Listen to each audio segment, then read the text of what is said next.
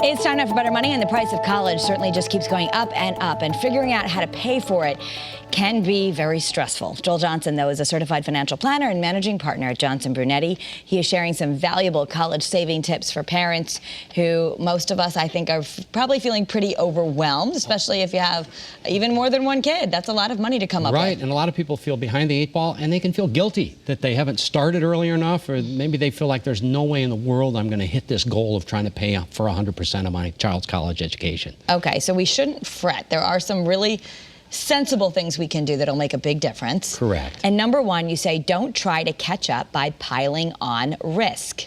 Yeah, some people feel like they're starting late, or they haven't saved enough money, or they're never going to save enough money, so they decide to put all the college savings into very, very risky investments. That's a really bad idea.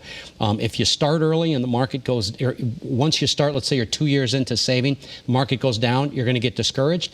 And if you're close to when college is going to happen and the market goes down, it's all going to be for naught. So don't take too much risk. Be sensible. Take a balanced investment approach. Number two, you want to keep up your 401k contributions. I think this is the first area that people would think, well, maybe I'll take a little less from that so I can save more for my son or daughter. Yeah, rule number one, Kara, don't sacrifice your own retirement for your child's college. You're going to end up living with your educated kids while you're in retirement. We don't want that. They don't want that.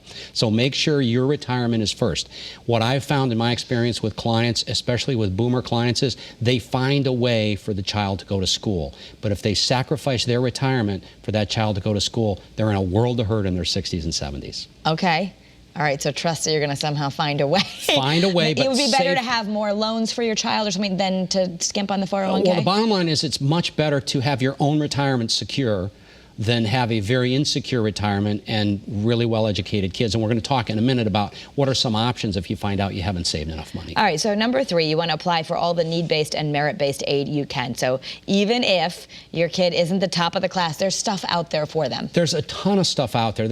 I live in Tolland. There's a $500 scholarship from the town of Tolland. All you have to do is find the scholarship and apply. Not everybody gets it, but there's all kinds of little scholarships like that. Take some work to find them. There are websites where you can go to try to find those scholarships, but organizations, churches, and so on, they have these small scholarships that add up very quickly. Okay, and finally, look at less expensive options. Right. Not everybody has to go to BU or Harvard or somewhere like that. It's okay if you go to a state school like UConn or UMass, or that is actually okay. University of Maine has the same tuition as in-state UConn students and so on. So most of these institutions are really good, much better than the average institution of 10 or 20 years ago when I was college age.